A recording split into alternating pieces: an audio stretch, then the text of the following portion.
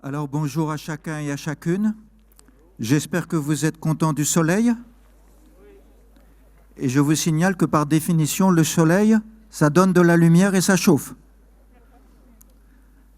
Alors je voudrais vous dire quelques mots sur l'Esprit Saint, de telle manière que nous soyons tous prêts cet après-midi pour la grande célébration de l'Eucharistie et du sacrement de confirmation. L'Esprit Saint, nous ne l'avons jamais vu.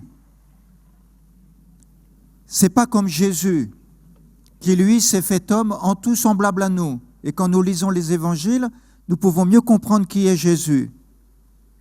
Mais l'Esprit Saint, dans le fond, chacun de nous peut le voir à une seule condition, c'est d'avoir des yeux pour voir. Nous avons entendu des témoignages et l'Esprit Saint se voit si nous sommes vraiment attentifs avec un regard profond, un regard contemplatif, où nous pouvons voir l'Esprit Saint à l'œuvre. Je me souviens, à Paris, jeune évêque auxiliaire, j'étais en vélo et je m'arrêtais à un feu rouge. Et je vois que sur la droite, sur le trottoir, il y avait un SDF assis sur des cartons avec 2 chiens. Et puis c'était le feu rouge et je vois une vieille dame toute courbée, âgée, qui avait du mal à descendre le trottoir. Et pourtant c'était son moment parce que le feu était rouge, donc il fallait qu'elle traverse. Et elle n'arrivait pas à poser le pied, elle avait peur de tomber. Et moi, bêtement, sur mon vélo, je regardais ça.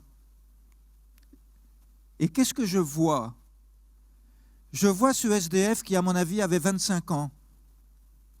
Tout d'un coup se lever, s'approcher de la personne âgée qui avait du mal à faire le pas pour descendre du trottoir et traverser, lui prendre le bras, lui faire un grand sourire, et je vois la personne âgée toute heureuse de voir ce jeune homme SDF qui avait des signes, si je peux dire, sur lui de sa manière de vivre, avec des tatouages et des piercings assez importants. Et je vois cette grand-mère très âgée qui traverse en avançant tout doucement et qui était au bras de ce jeune homme SDF. Puis on est arrivé à l'autre bout de la rue, là il y avait une marche à monter, c'était difficile, et je vois que le SDF l'a fait monter la marche. Elle a avancé 2 mètres sur le trottoir en face, et j'ai vu la manière dont ils se sont souris l'un à l'autre. La grand-mère est partie, marchant tout doucement, et le SDF, en courant, il est reparti à sa place s'asseoir sur ses cartons avec ses chiens. Et je me suis dit sur mon vélo, là, il y a l'Esprit Saint. Je me souviens, allant dire la messe tout récemment, à l'hôpital psychiatrique à Rennes, il y avait un homme qui était patient, qui était là, et qui gênait toute la célébration, au fond. Il était toujours en train de gêner la célébration avec les personnes de l'hôpital psychiatrique, les patients qui étaient là, qui était une très belle célébration. Et puis voici que vient le moment de la communion. Et au moment de la communion, les personnes s'approchent les unes après les autres, certaines en mettant leurs bras sur leurs épaules pour recevoir simplement la bénédiction. Et puis arrive la dernière personne. Je donne la communion à la dernière personne. À ce moment-là, ce monsieur qui était toujours en train de déranger la célébration au fond, qui avançait, qui marchait, je l'ai vu se précipiter, se mettre juste derrière le dernier rang, juste derrière cette personne à qui je donnais la communion. Et puis j'arrive, la personne s'en va et lui, il était là, et je lui dis le corps du Christ. Et je l'entends me dire, comme si une parole qui venait de tout son cœur, avec un regard d'une profondeur extraordinaire, je l'entends me dire « Gloire à Dieu ». Et je lui ai donné la communion, bien sûr. Et je me suis dit, l'Esprit Saint est là. cet Esprit Saint est là, dans le cœur de ce monsieur patient, malade psychiatriquement, et qui sait me dire avec le plus profond de son cœur, gloire à Dieu. Et voilà qu'ils l'ont rencontré sur les routes de Nazareth, sur les routes autour du lac de Tibériade. Ils l'ont rencontré sur les routes de Samarie. Ils l'ont rencontré au nord, à Césarée de Philippe. Ils l'ont rencontré à Jérusalem. Ils ont vécu avec lui. Et ils ont vu cet homme extraordinaire et étonnant. Ils l'ont vu avec le lépreux à la sortie d'une ville. Ils l'ont vu avec cette femme veuve qui avait perdu son fils unique à la ville de Naoum. Ils l'ont vu aussi quand sur la colline, il parlait « Bienheureux, vous les pauvres ». Ils l'ont vu aussi avec ce jeune homme qui court « Que dois-je faire de bon ?» Et ils ont vu son regard. Jésus le regarda et l'aima. Ils ont vu ces discussions. Ils l'ont vu un moment, tout seul. Ils n'ont pas osé le déranger parce qu'il priait à l'écart. Et quand il eut fini de prier, alors ils s'approchèrent de lui et lui dirent « Seigneur, apprends-nous à prier ». Ils l'ont vu de mille et une manières. Et qu'est-ce qu'ils ont vu en lui petit à petit? Parce qu'ils l'ont entendu parler de l'Esprit Saint. Ils ont entendu des paroles où il nous disait quelque chose sur l'Esprit Saint. Puis Jésus est mort, Jésus est ressuscité, Jésus a vécu son ascension, et ils se sont mis à parler entre eux. Ils ont essayé de comprendre. Et vous avez cette compréhension tout à fait extraordinaire qui a germé dans l'évangile de Saint Luc, où Saint Luc nous raconte tous ces moments où Saint Luc nous dit qu'il a pris bien soin de se renseigner de tout depuis le commencement. Et il se met à écrire son évangile. Alors il raconte l'Annonciation, comment Marie a compris qu'elle était destinée à devenir la mère de Jésus. Puis on a Marie qui est enceinte et qui va visiter sa vieille cousine Élisabeth. Puis on a la naissance de Jésus à Bethléem avec la visite des bergers qui viennent. Puis on a aussi cette visitation. On a Jésus qui va au temple à 12 ans, qui s'échappe, si je peux dire, qui fait une fugue. Et puis on a Jésus qui est baptisé. Et puis dans l'évangile de Saint Luc, il y a cette longue généalogie. Et on a cette longue généalogie qui récapitule toute l'histoire. Et ça se termine par Jésus, Fils de Dieu. C'est tout le début de l'évangile de Saint Luc. Et là, ça se termine par Jésus qui est Fils de Dieu. Et puis Jésus entre en scène. C'est la vie publique. Nous sommes au chapitre 4, verset 1. Et voilà ce que nous dit Saint Luc. Jésus, rempli d'Esprit Saint, quitta les bords du Jourdain. Dans l'Esprit, il fut conduit à travers le désert. Pour les apôtres qui ont vécu avec Jésus, pour ces hommes évangéliques, ces disciples qui ont vécu avec lui, qui ont essayé de faire mémoire de tout ce qu'ils ont vu, et j'imagine ces partages incroyables. Moi, je l'ai vu avec le lépreux. Moi, je l'ai vu avec la veuve de Naoum. Moi, je l'ai vu sur la colline. J'étais là quand il a dit « Bienheureux, vous les pauvres ». Moi, je l'ai vu quand on a apporté sur un brancard quelqu'un qui était paralysé. Et on est descendu du toit, parce qu'il y avait trop de monde. Je l'ai vu. J'étais là.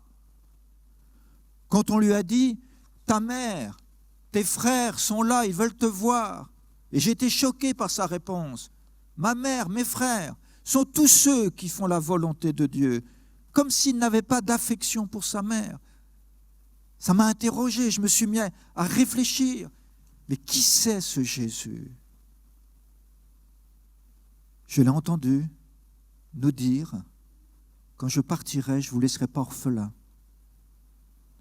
Je vous donnerai le paraclet, c'est-à-dire le consolateur. C'est l'Esprit de vérité. Il vous conduira à la vérité tout entière. Je me souviens avoir entendu ça. Et on voit bien ces discussions incroyables qui ont duré pendant 20 ans, 30 ans. Bien sûr, les apôtres ont reçu l'Esprit Saint à la Pentecôte. Et voilà qu'ils se mettent à écrire les évangiles. Et pour Saint Luc, c'est très simple. Jésus est rempli de l'Esprit Saint. À chaque fois que nous regardons Jésus, à chaque fois que nous le prions, à chaque fois que nous méditons un passage de l'Évangile où il est question de Jésus, nous pouvons toujours penser à cette phrase de Saint Luc au chapitre 4. C'est comme si Jésus rentrait sur scène, comme si la vie publique commençait de Jésus, comme si Saint Luc nous le présentait, les rideaux s'ouvrent et qui apparaît? Pas simplement Jésus, non. Jésus rempli d'Esprit Saint quitta les bords du Jourdain. Dans l'Esprit, il fut conduit à travers le désert. Et quelques versets plus loin, il vint à Nazareth où il avait été élevé. Vous avez ça dans votre livret sur la catéchèse. Il vint à Nazareth où il avait été élevé. Selon son habitude, il entra dans la synagogue le jour du sabbat et il se leva pour faire la lecture. Ben oui, il a fait sa bar mitzvah il y a longtemps, peut-être à 12 ans. Et donc, il est capable de faire la lecture. Et vous savez que lire le texte en hébreu à la synagogue, c'est le signe qu'on peut être un témoin de Dieu. Puisqu'on lit la parole de Dieu en hébreu. Je me souviens, dans le TGV, j'étais assis dans un lieu où on était 4, 2 face à face. Et je voyais un papa avec une kippa et la maman et petit garçon. Il lisait un livre. Et j'ai vite découvert que c'était la Bible parce qu'il la lisait à l'envers. C'est-à-dire qu'il lisait en hébreu. Et il y avait un stylet, parce qu'on ne peut pas toucher le texte. Et de temps en temps, je voyais le papa qui avait la main sur l'épaule de son fils, et le fils. De temps en temps, je les voyais fermer les yeux. Ça durait 2 secondes, ils se remettaient à lire. Puis une fois que tout ça était terminé, évidemment, ça m'a intéressé, j'ai posé la question. Et le fils se préparait à la bar mitzvah, qui est l'équivalent de la confirmation dans la tradition juive. C'est-à-dire la première fois où il va venir, il va se lever, on va lui donner le livre et il va lire le passage en hébreu de la Bible pour toute la communauté. Et quand il lit, tout le monde sait que c'est Dieu qui parle. Tout le monde sait que c'est Dieu qui parle. Et bien voilà Jésus. Il se leva pour faire la lecture. On lui remit le livre du prophète Isaïe. Il l'ouvrit et trouva le passage où il est écrit « L'Esprit du Seigneur est sur moi, parce que le Seigneur m'a consacré par l'onction. Il m'a envoyé porter la bonne nouvelle aux pauvres, annoncer aux captifs leur libération et aux aveugles qu'ils retrouveront la vue, remettre en liberté les opprimés, annoncer une année favorable accordée par le Seigneur. » Jésus referma le livre, le rendit au servant et s'assit. Tous dans la synagogue avaient les yeux fixés sur lui. Alors, il se mit à leur dire, « Aujourd'hui s'accomplit ce passage de l'Écriture que vous venez d'entendre. » Aujourd'hui s'accomplit ce passage de l'Écriture que vous venez d'entendre. Et nous avons entendu quel passage de l'Écriture? « L'Esprit du Seigneur est sur moi. » L'Esprit du Seigneur est sur moi. Voilà Jésus. Et devant vous, vous avez une icône de Jésus où nous voyons ce symbole de l'Esprit Saint par ce rayonnement dans le cœur de Jésus qui a la couleur de l'or, du divin. Voilà, notre Jésus, il est rempli d'Esprit Saint. Il est conduit par l'Esprit. Il prie sous l'action de l'Esprit Saint. Et quand Jésus va ressusciter, il pourra nous dire cette phrase, « Recevez l'Esprit Saint. Recevez l'Esprit Saint. » Jésus, avant de partir pour sa passion, nous enseignera, « Je vais envoyer sur vous une force. Je vais envoyer cette force et ne quittez pas Jérusalem avant de l'avoir reçue. » On pourrait dire que Jésus a ce grand désir, c'est que nous soyons comme lui, remplis de l'Esprit Saint. Le grand désir, c'est que nous recevions l'Esprit Saint. Évidemment, l'Esprit Saint n'est pas un magicien. L'Esprit Saint ne va pas nous transformer comme ça. Ce n'est pas lui qui va faire le boulot à notre place. Nous sommes des êtres libres. Et voilà que Jésus, qui est rempli de l'Esprit Saint, avance avec l'Esprit Saint pour que nous-mêmes, nous recevions l'Esprit Saint et que nous avancions avec l'Esprit Saint. Et cet Esprit Saint, nous l'appelons le Consolateur. Nous l'appelons le Consolateur. Et je vous donne juste cet exemple de présence de l'Esprit Saint. J'allais dans une EHPAD visiter une personne dont on m'a dit qu'elle était en fin de vie, qu'il fallait vite aller la voir. Alors je vais la voir et on a annoncé que je venais. Et j'arrive dans le couloir, où tout au bout du couloir, il y avait la chambre de cette personne qui avait 94 ans et qui effectivement avait tous les signes cliniques que la mort était très proche. Et donc j'avance dans le couloir et au moment où je m'approche de la chambre, de la porte, je vois une aide-soignante qui sort. Cette aide-soignante sort, je ne savais pas quel était exactement l'état de cette femme de 94 ans, c'est la première fois que j'allais la voir, et j'allais la voir pour prier auprès d'elle. On m'avait appelé parce que l'aumônier ne pouvait pas venir, le prêtre ne pouvait pas venir, et donc c'est tombé sur moi, j'y suis allé, très bien. Et j'entends cette aide-soignante qui ferme la porte, je la vois fermer la porte, puis elle se tourne pour partir dans le couloir, elle se trouve nez à nez avec moi, un peu surprise.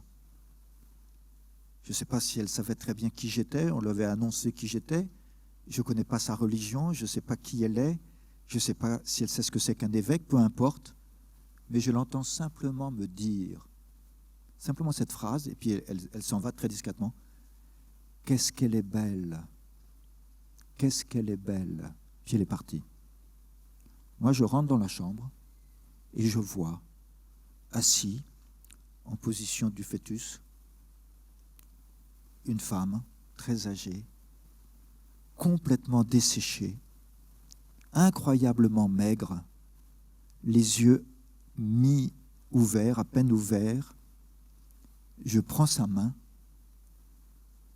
et je me souviens de cette parole extraordinaire. Qu'est-ce qu'elle est belle!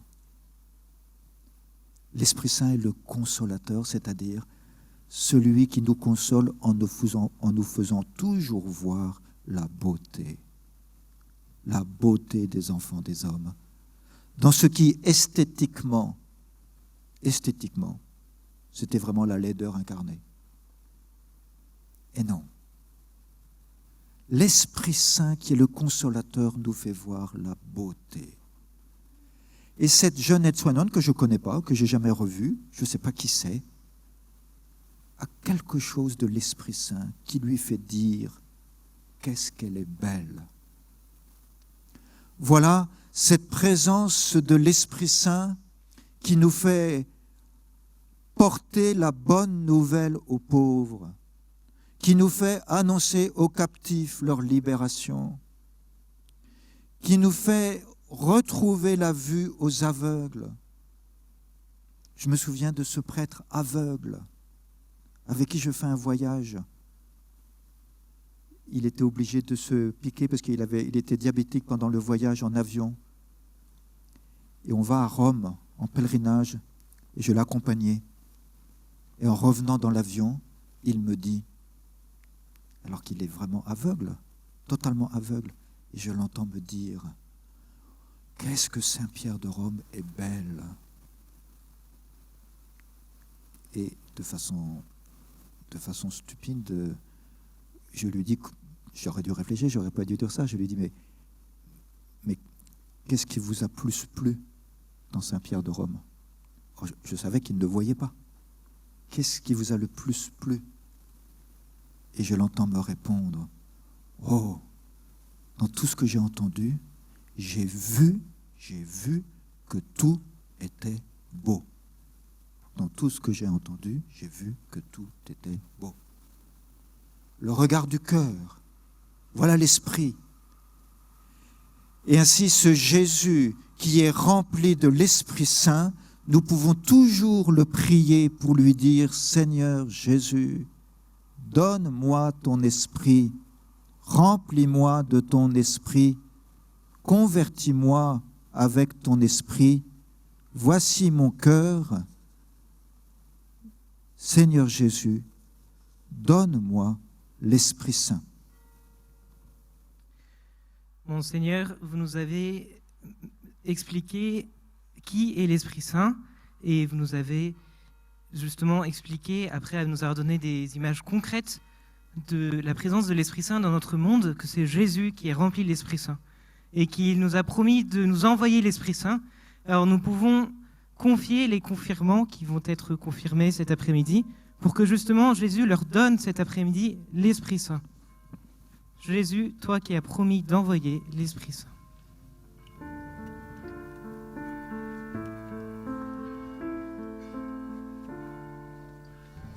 Jésus,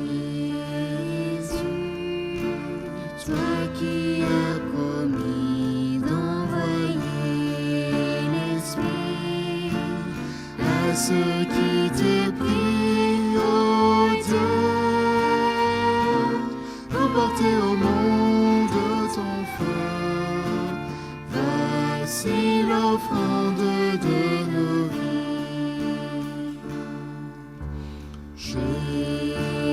Jésus, toi qui as promis d'envoyer l'Esprit à ceux qui te prient, ô Dieu, pour porter au monde ton feu, voici l'offrande de nos vies.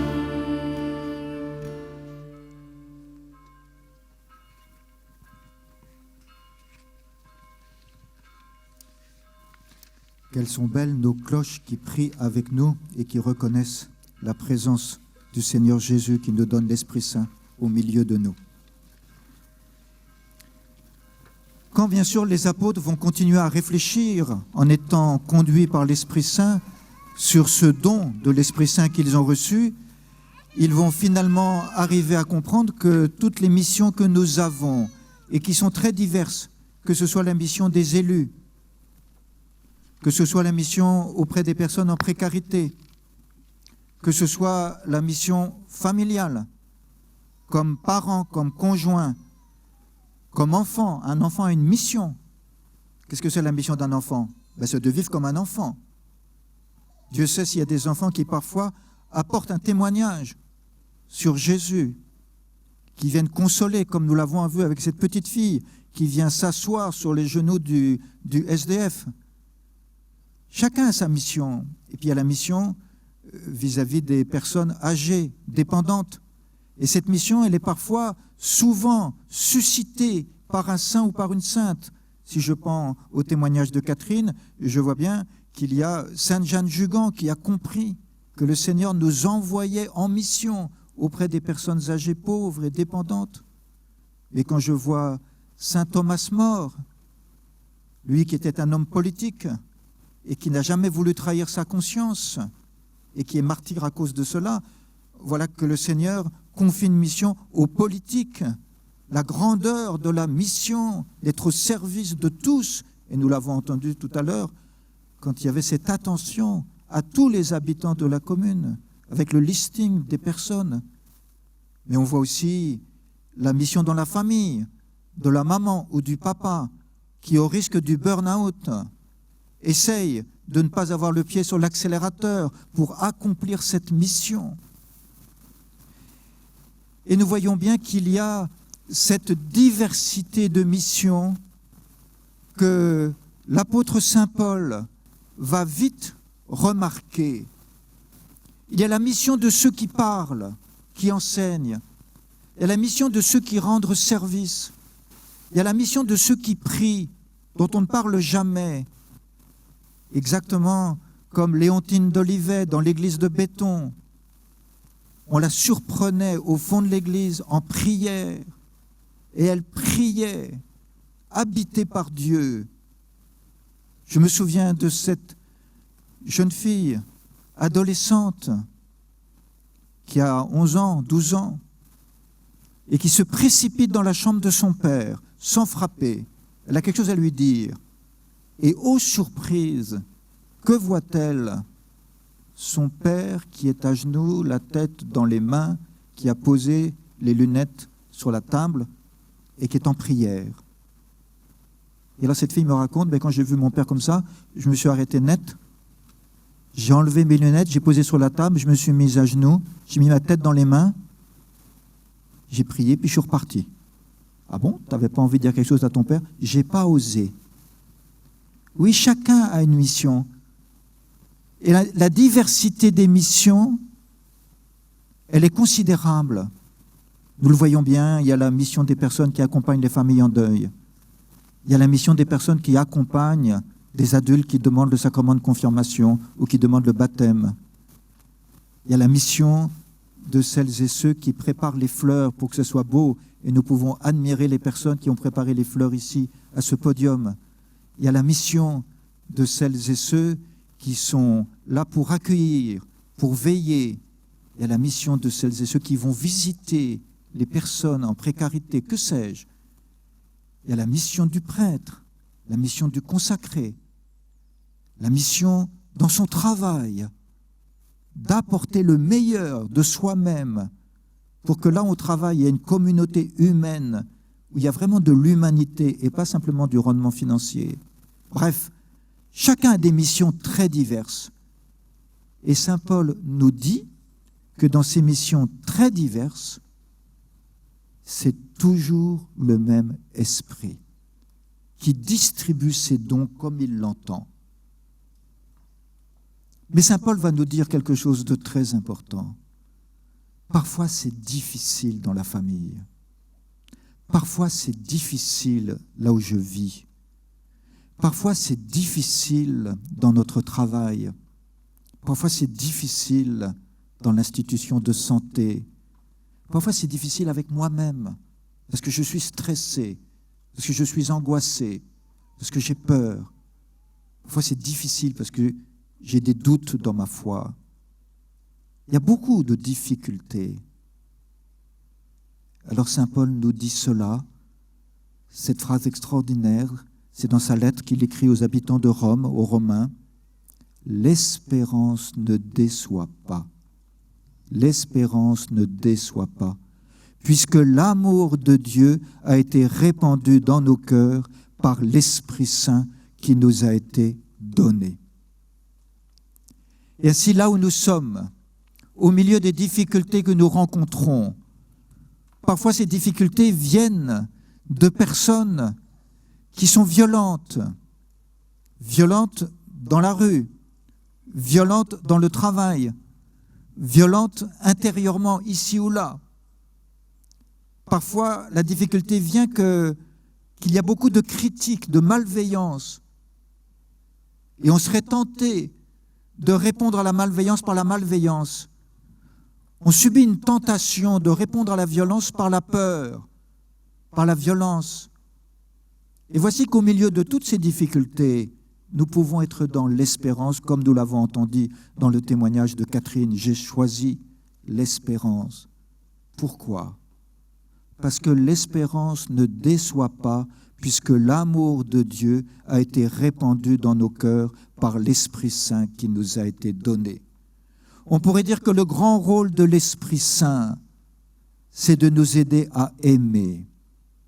Que devant une difficulté, nous ne soyons pas devant un obstacle pour aimer, mais qu'au contraire, nous soyons appelés à un surcroît d'amour.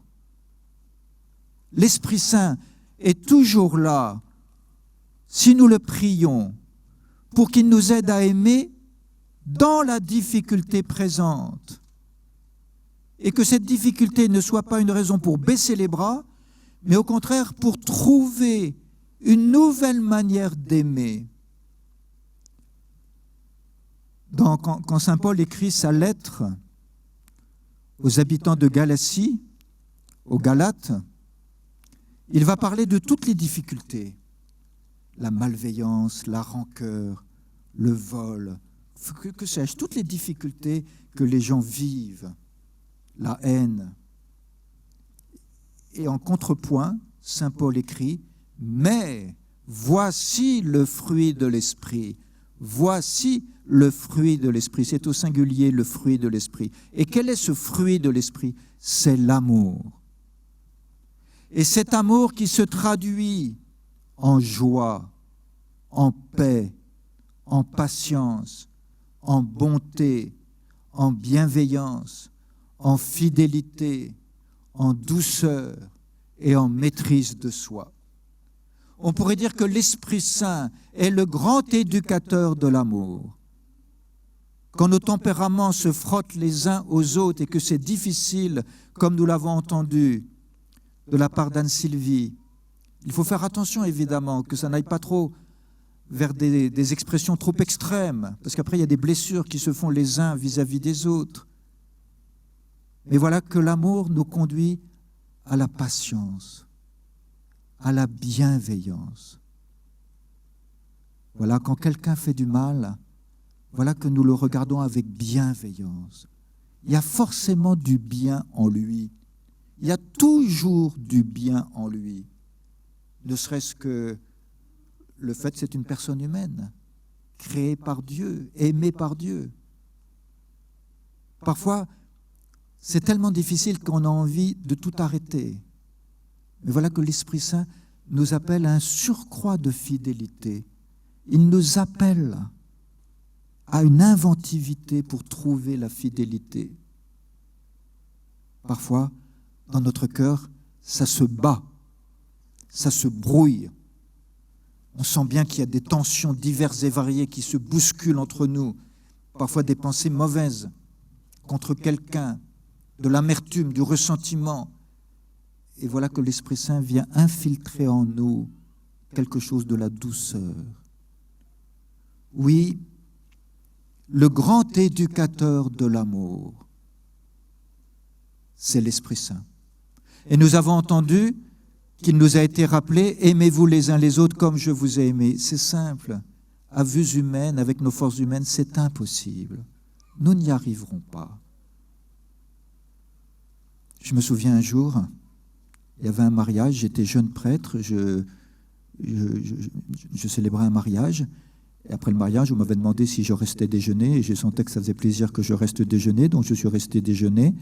On était assis sous une grande tente, chacun se mettait là où il voulait, et puis la mariée a un surcroît, je ne sais pas quoi, d'inspiration, de vie chrétienne, et la mariée me dit bah, « Mon père, puisque vous êtes là, vous pourriez peut-être dire le Benedicite, ça n'existe pas le Benedicite ?» Je dis « Si, on peut ».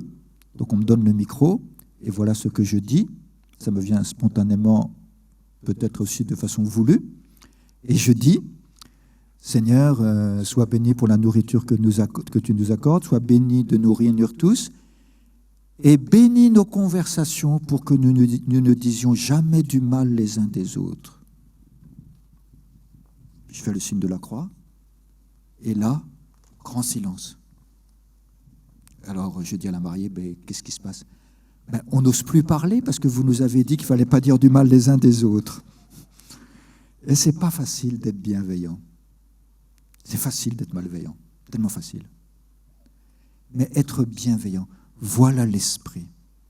Voilà l'éducateur. Et c'est beau de prier l'Esprit Saint. Et évidemment, saint Paul va nous donner, quand il va écrire aux Corinthiens, qui manquent un peu d'ailleurs d'amour pour les plus pauvres. Corinthe, c'est une ville très riche, parce que c'est un port.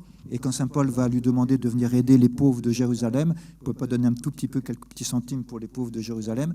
Il ne donne pas grand-chose. Et saint Paul est un peu déçu de ces chrétiens de Corinthe.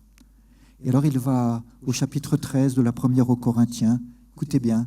« J'aurais beau parler toutes les langues des hommes et des anges, si je n'ai pas la charité, S'il me manque l'amour, je ne suis qu'un cuivre qui résonne une cymbale retentissante. J'aurais beau être prophète, avoir toute la science des mystères et toute la connaissance de Dieu.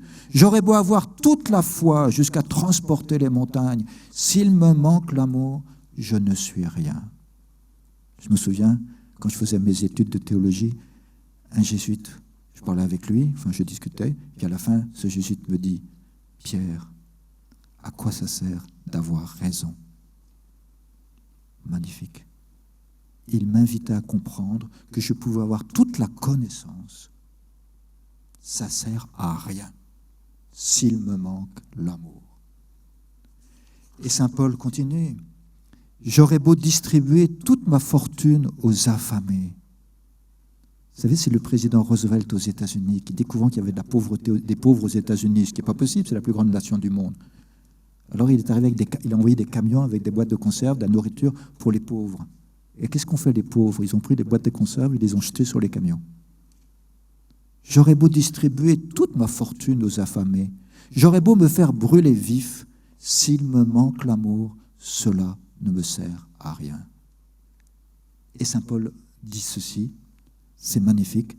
J'ai donné tout ce texte comme grand hymne pour tout le diocèse dans la lettre pastorale. L'amour prend patience, l'amour rend service.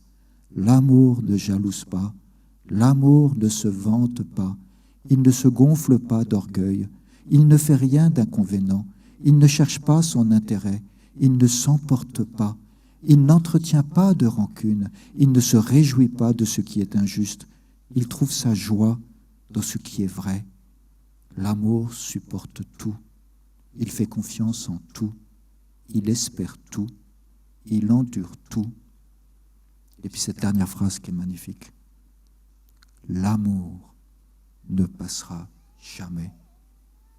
L'amour que nous vivons, parce que l'Esprit Saint met dans nos cœurs de l'amour, dans les petits actes ou dans les grands actes, qu'importe, cet amour est éternel.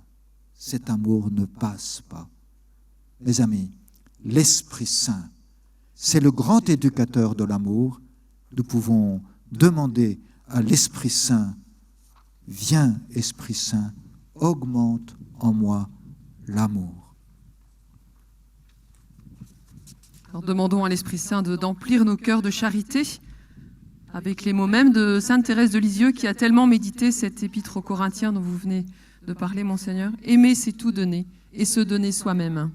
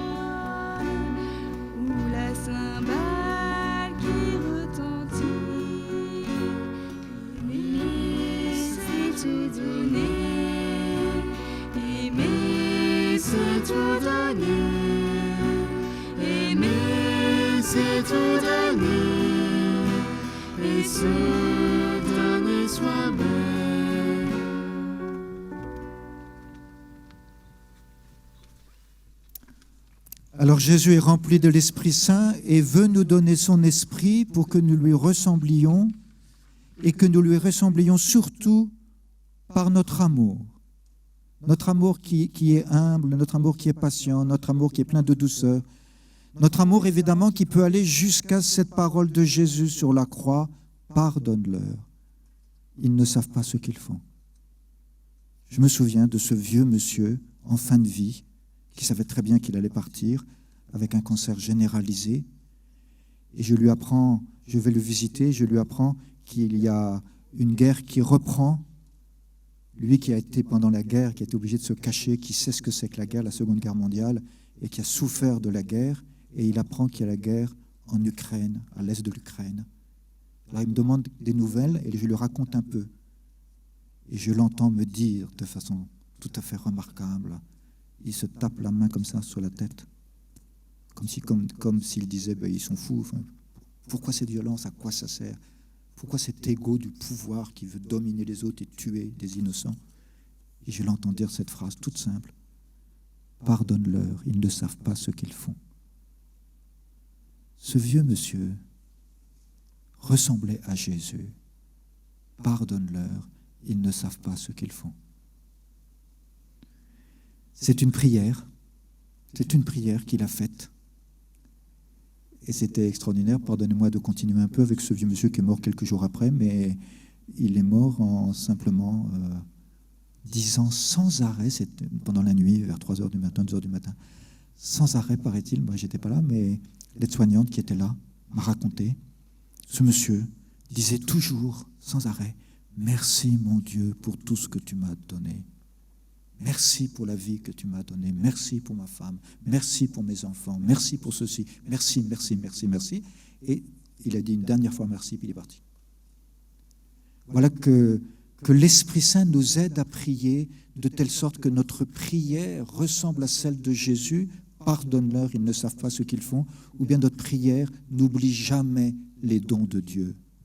N'oublie jamais. Et notre prière est habitée par le merci. L'Esprit Saint, c'est celui qui est le grand éducateur de notre prière. De telle sorte que chaque soir, jamais nous nous endormions sans dire merci à Dieu. Ou le matin, merci pour cette journée que tu me donnes de vivre. Et je vous ai mis dans le livret que vous avez ce petit texte, c'est toujours Saint Paul dans l'Épître aux Romains, dans la lettre aux Romains, il faut bien reprendre le contexte. Il écrit à des chrétiens qui habitent Rome, des chrétiens qui sont issus du peuple juif et des chrétiens qui sont issus des païens. Et il y a une grande persécution à Rome. Voilà, il y a une grande persécution. Et donc c'est vraiment une grande souffrance. Et Saint Paul leur écrit. Et voici ce qu'il dit. Tous ceux qui se laissent conduire par l'Esprit de Dieu, ceux-là sont fils de Dieu. Ce n'est pas ceux qui font bien. Ce n'est pas ceux qui donnent tout leur bien aux pauvres. Ce n'est pas simplement ceux qui savent tout. Ce n'est pas ceux qui vivent tranquillement leur vie. Parce qu'on peut vivre dans le calme avec un égoïsme fantastique. Que sais-je, non. Ce n'est pas ceux-là qui sont les fils de Dieu. Ce n'est pas ceux qui connaissent toute la loi par cœur. Ce n'est pas ceux qui, pardonnez-moi, je vais peut-être un peu vous choquer, mais ceux qui vont à la messe tous les dimanches, quoi qu'il arrive, sauf en pandémie. C'est bien d'aller à la messe tous les dimanches. Moi, je vais à la messe tous les dimanches. Et même chaque jour. Je blague un peu, mais vous voyez ce que je veux dire. Quels sont ceux qui sont les fils de Dieu, les vrais enfants de Dieu? Ce sont ceux qui sont conduits par l'Esprit de Dieu. C'est ce que j'ai vu quand je suis allé au Rwanda, avec le massacre qu'il y a eu à partir des années 1994. Et j'ai vu des vrais fils de Dieu dans des actes de réconciliation extraordinaires entre ceux qui avaient massacré et ceux qui avaient été massacrés. J'ai vu, de mes yeux vus, ce criminel qui a accepté en prison de demander pardon à la femme de celui qui l'avait tué.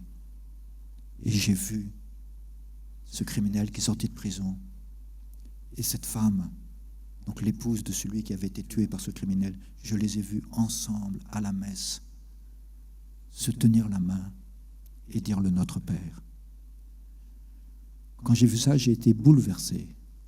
Voilà les vrais enfants de Dieu. Ce sont ceux qui sont conduits par l'Esprit de Dieu. Et saint Paul nous le dit, vous n'avez pas reçu un esprit qui fait de vous des esclaves. Je suis esclave de ma vengeance, je suis esclave de ma souffrance, je suis esclave de mon amertume, je suis esclave de la blessure que tu m'as faite et je vais te blesser, je vais te rendre ce que tu m'as fait. Non, vous n'avez pas reçu un esprit qui fait de vous des esclaves et vous ramène à la peur, mais vous avez reçu un esprit qui fait de vous des fils. Et c'est en lui que nous crions Abba, c'est-à-dire Père.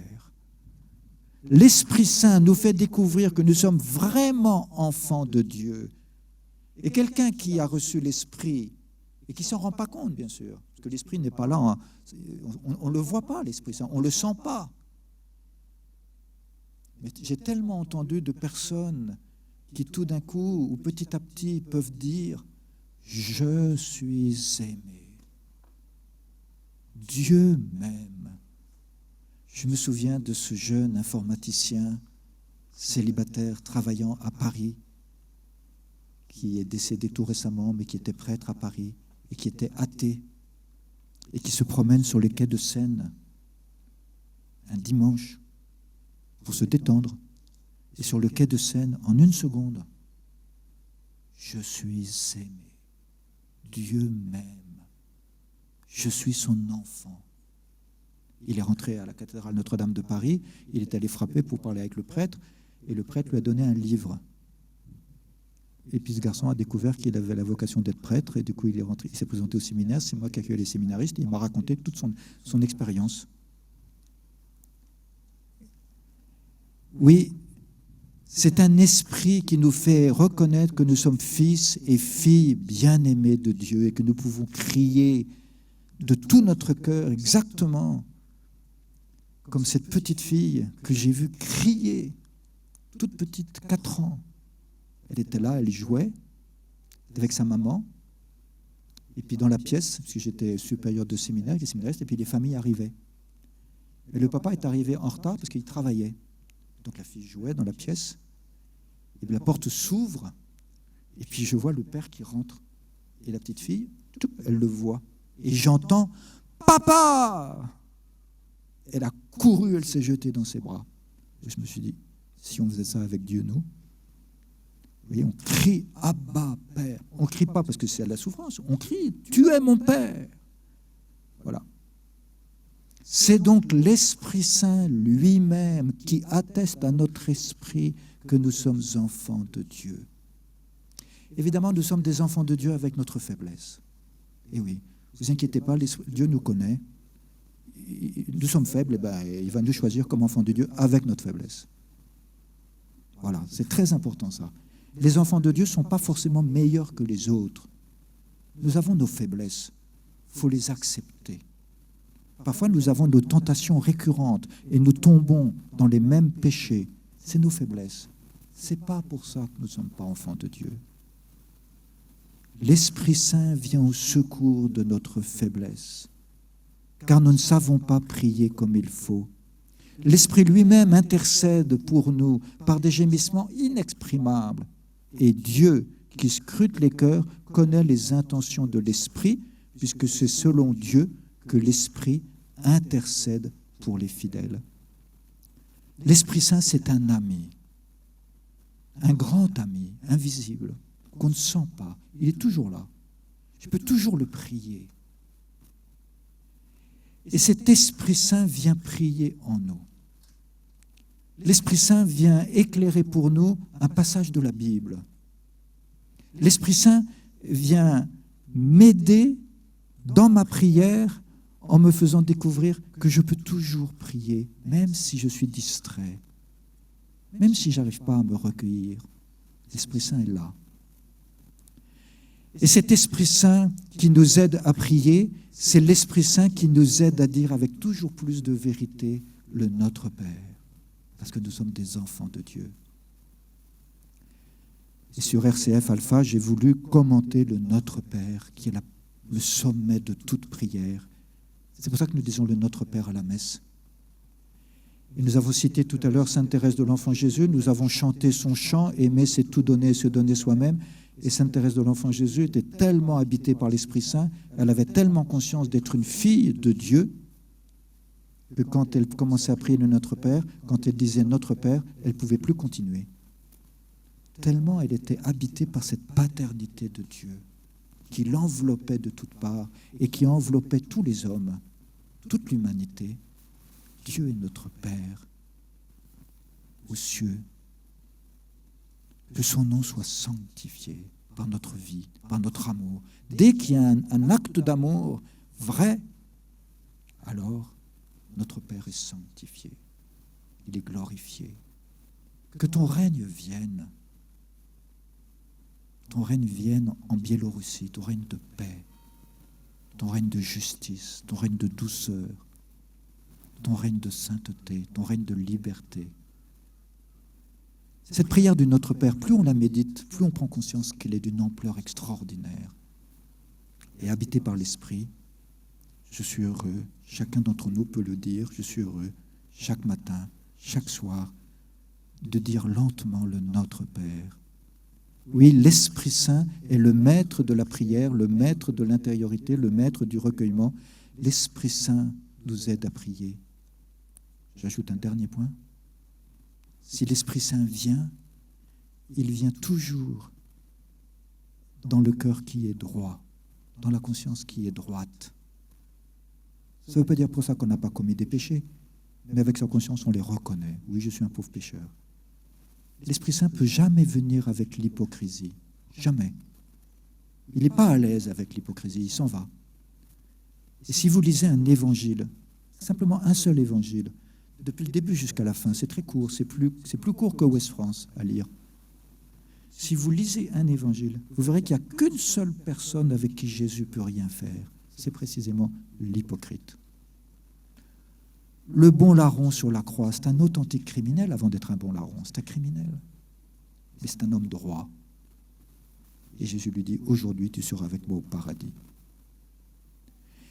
Et ainsi, si nous prions l'Esprit Saint, nous le prions tel que nous sommes, en toute simplicité, en toute droiture, en toute humilité, et nous lui disons, viens, Esprit Saint, viens, toi le consolateur, viens, on l'appelle le Père des pauvres, viens, fais-moi connaître Jésus, augmente en moi la charité, et apprends-moi de plus en plus que je suis un enfant de Dieu, et apprends-moi à regarder tous les autres comme des enfants bien-aimés de Dieu. Puisque l'Esprit Saint nous aide à prier, nous allons prier l'Esprit Saint pour que justement il nous donne cette grâce de la prière. Et pour ce faire, nous allons nous mettre debout. Nous allons demander à l'Esprit de feu, qui est une des images de l'Esprit Saint, de venir habiter dans notre cœur, et notamment pour les confirmants de cet après-midi.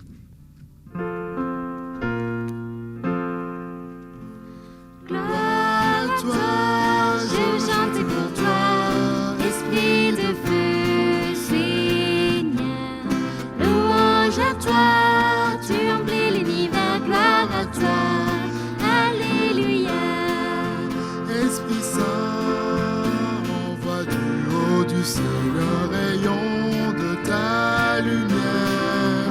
Viens en moi, Seigneur, oh viens me visiter. Mon cœur est prêt, mon cœur est prêt. Gloire à toi, je veux chanter pour toi. Esprit de feu, Seigneur. Louange à toi, tu remplis l'univers. Gloire à toi, alléluia. Esprit Saint, toi le don du Très-Haut, souverain, consolateur, viens guérir, oh Dieu, tout ce qui est blessé, mon cœur